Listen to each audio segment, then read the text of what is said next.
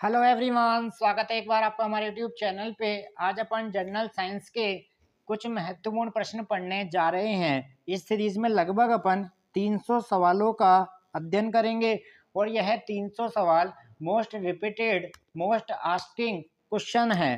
ठीक है, हर एग्जाम के लिए एसएससी और रेलवे को अपन कवर करते हैं। तो आइए सेशन को चालू करेंगे और चीज़ों को समझने का प्रयास करेंगे।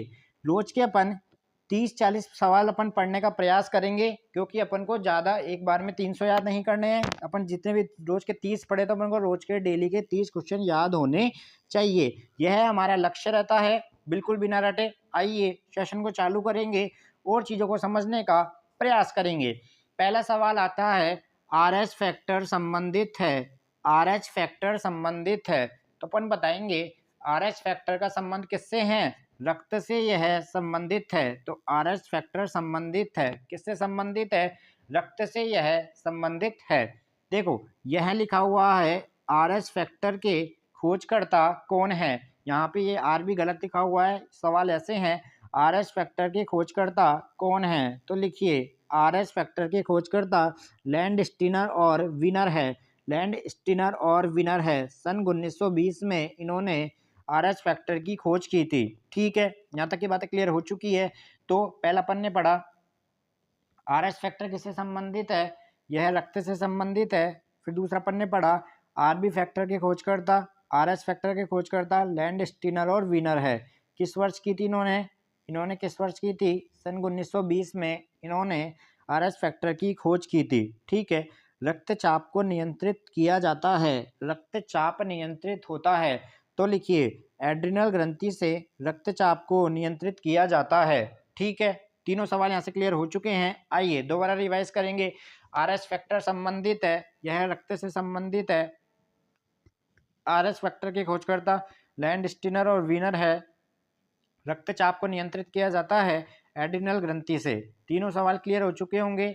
आइए आगे बढ़ते हैं और समझने का प्रयास करेंगे। रक्त को शुद्ध किसके द्वारा किया जाता है? रक्त को शुद्ध हमारी वृक्क अर्थात किडनी के द्वारा किया जाता है। तो आपसे ऐसे पूछ सकता है, किडनी क्या करती है? रक्त को शुद्ध करने का कार्य करती है। तो रक्त को शुद्ध करता है, कौन करता है? वृक्क। और वृक्क को क्या बोलते हैं? किडनी। ठीक है, रक्त के शुद्धिकरण की प्रक्रिया कहलाती है। रक्त के शुद्धिकरण की प्रक्रिया कहलाती है, क्या कहलाती है? डायलिसिस कहलाती है। क्या कहलाती है? डायलिसिस कहलाती है। ठीक है, तो 5 सवाल अभी तक अपन ने पढ़े। पांचों किससे संबंधित है? यह रक्त से संबंधित है। आर एच फैक्टर रक्त से संबंधित है। आर एच फैक्टर के खोजकर्ता लैंड स्टीनर और विनर 1920 में। रक्तचाप को नियंत्रित किया जाता है एड्रिनल ग्रंथि से। फिर अपन ने चौथा सवाल पढ़ा, रक्त को शुद्ध करता है वृक्क या किडनी। रक्त के शुद्धिकरण का प्रक्रिया क्या कहलाती है? डायलिसिस कहलाती है। ठीक है, मूत्र का निर्माण होता है किडनी में। कहाँ पे होता है? वृक्क में। मूत्र का निर्माण होता है कहाँ पे? वृक्क में मूत्र का निर्माण होता है। ठीक है, अब बात करेंगे अपन आगे। हमारे वृक्क अर्थात किडनी का वेट कितना होता है? आपसे एग्जाम में पूछ सकता है, ध्यान रखना। ऐसे सवाल पूछे जा रहे हैं तो ध्यान रखना, 150 ग्राम हमारे वृक्क या किडनी का भार होता है। ठीक है, मानव गुर्दे अर्थात किडनी में बनने वाली पथरी बनी होती है। यह भी आपसे पूछ सकता है, कैल्शियम ऑक्जेलेट की यह पथरी बनी होती है। किसकी? कैल्शियम ऑक्जेलेट की यह पथरी बनी होती है। रक्त के पीएच का मान होता है। तो आपसे पहली बात तो ये पूछेगा, रक्त अम्लीय है, उदासीन है या क्षारीय है? रक्त अम्लीय है, उदासीन है या क्षारीय है? तो अपन बताएंगे रक्त कैसा होता है? क्षारीय होता है। कैसा होता है? क्षारीय होता है। और रक्त के पीएच का मान कितना होता है? रक्त के पीएच का मान होता है 7.4। बिल्कुल आपको याद रखना पड़ेगा। तो रक्त के पीएच का मान कितना होता है? 7.4। और रक्त की प्रकृति कैसी होती है? यह क्षारीय प्रकृति का होता है। तो दोबारा रिवाइज करेंगे इस पेज के अपन। वृक्क का भार 150 ग्राम यह होता है। ठीक है, मानव गुर्दे में बनने वाली पथरी बनी होती है कैल्शियम ऑक्जेलेट की। और रक्त के पीएच का मान कितना होता है? 7.4 होता है। कितना होता है? 7.4 होता है। ठीक है, आगे बढ़ते हैं। आइए, रक्तदाब को मापने वाला यंत्र कौन सा है? नाम आपसे पूछेगा, स्फिग्नो मैनोमीटर। स्फिग्नो मैनोमीटर क्या करता है? रक्त दाब को मापने का कार्य करता है। ठीक है, इंपॉर्टेंट है। सर्वप्रथम रक्त परिसंचरण तंत्र का अध्ययन किसके द्वारा किया गया? सर्वप्रथम रक्त परिसंचरण तंत्र का अध्ययन विलियम हार्वे ने किया। किसने किया? विलियम हार्वे ने किया। ऐसे सवाल आजकल एसएससी पूछ रहा है, तो आपको ध्यान रखना, आपको बिल नाम याद होना चाहिए। सर्वप्रथम रक्त परिसंचरण तंत्र का अध्ययन किसके द्वारा किया गया? तो विलियम हार्वे द्वारा इसका सर्वप्रथम अध्ययन किया गया था। ठीक है, शरीर से हृदय की ओर शरीर से हृदय की ओर रक्त को ले जाने वाली रक्तवाहिनी कहलाती है। शरीर से हृदय की ओर, तो आपको जो भी लिखा हुआ है ना आगे, उसको अच्छी तरह पढ़ना है, क्योंकि जो अगला ही सवाल आएगा ना उसमें पढ़ो आप, हृदय से शरीर की ओर ले जाने वाली रक्तवाहिनी कहलाती है। तो यह दोनों सवाल आपको कंफ्यूज करते हैं, तो ध्यान रखेंगे। शरीर से हृदय की ओर, तो शैसे शिरा, तो शरीर से हृदय की ओर कौन जाएगी? पहले शिरा, तो अपन यहाँ से याद रखेंगे पहले वर्ड से दोनों को। ठीक है, हृदय से शरीर की ओर, हृदय से कौन जाती है? धमनी। तो दोबारा रिवाइज करेंगे। शरीर से हृदय की ओर रक्त को ले जाने वाली रक्तवाहिनी कहलाती है, क्या कहलाती है? शिरा कहलाती है। क्या कहलाती है? शिरा कहलाती है। शरीर से हृदय की ओर रक्त को ले जाने वाली रक्तवाहिनी क्या कहलाती है? शिरा कहलाती है। ठीक है, फिर अपन दूसरा सवाल अब आता है, हृदय से शरीर की ओर ले जाने वाली रक्तवाहिनी धमनियां कहलाती है। क्या कहलाती है? धमनी कहलाती है। हृदय की धड़कन का नियंत्रक होता है कौन? पेसमेकर। हृदय की धड़कन का नियंत्रक है कौन? है पेसमेकर है। तो दोबारा रिवाइज करेंगे। शरीर से हृदय की ओर ले जाने वाली शरीर से हृदय की ओर रक्त ले जाने वाली रक्तवाहिनी कहलाती है। शरीर से हृदय की ओर रक्त ले जाने वाली रक्तवाहिनी क्या कहलाती है? शिरा कहलाती है। और हृदय से शरीर की ओर रक्त को ले जाने वाली रक्तवाहिनी धमनियां कहलाती है। ठीक है, हृदय की धड़कन का नियंत्रक कौन होता है? पेसमेकर होता है। कौन होता है? पेसमेकर होता है। ठीक है, तीनों सवाल आपके यहाँ से क्लियर हो चुके होंगे। आइए लिखिए, जराविक 7 क्या है? जराविक 7 क्या है? यह है एक कृत्रिम हृदय। जराविक 7 क्या है? एक कृत्रिम हृदय है।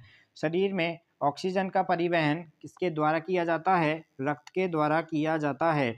शरीर में ऑक्सीजन का परिवहन रक्त के द्वारा किया जाता है। ठीक है, पित्त क्या होता है? पित्त होता है पीले हरे रंग का क्षारीय द्रव, क्या कहलाता है? पित्त कहलाता है। तो आपसे ये नहीं पूछेगा पित्त क्या होता है, आपसे ये पूछेगा पित्त की प्रकृति क्या है? अम्लीय, क्षारीय, उदासीन। तो आपको क्या ध्यान रखना है? यह एक क्षारीय द्रव होता है। ठीक है, तो जराविक 7 कृत्रिम हृदय है। फिर अपन ने पढ़ा रक्त में ऑक्सीजन का परिवहन, शरीर में ऑक्सीजन का परिवहन रक्त के द्वारा, और पित्त होता है, अर्थात प्रकृति पूछेगा तो कैसी होगी? क्षारीय प्रकृति होती है। ठीक है, पित्त का पीएच का मान अपन जानते हैं, क्षारीय प्रकृति होती है तो पीएच का मान 7 से ज़्यादा अर्थात 7.7 होता है। कितना होता है? 7.7 होता है। पित्त स्त्रावित होता है यकृत द्वारा। किसके द्वारा? यकृत द्वारा। ठीक है, यकृत जिसको क्या बोलते हैं अपन? लीवर। भविष्य के लिए भंडारित करता है। यकृत में भविष्य के लिए भंडारित रहता है कौन? Vitamin A. कौन रहता है? Vitamin A. इस पेज के दोबारा क्वेश्चन नंबर 18, पित्त का पीएच का मान सबसे पहले अपन ने पढ़ा, पित्त की प्रकृति कैसी होती है? क्षारीय होती है। तो पित्त के पीएच का मान 7.7 कितना होता है? 7.7। फिर अपन ने पढ़ा पित्त स्त्रावित करता है यकृत द्वारा, यह स्त्रावित होता है यकृत अर्थात लीवर के द्वारा यह स्त्रावित होता है। यकृत लीवर में भविष्य के लिए भंडारित होता है विटामिन ए। कौन भंडारित होता है? Vitamin A. पित्त कहाँ जमा होता है? पित्ताशय में। यह भी आपको याद रखना है। हाइड्रोफोबिया रोग होता है। हाइड्रोफोबिया रोग होता है कुत्ते के काटने से। ठीक है, हाइड्रोफोबिया रोग होता है विषाणु द्वारा।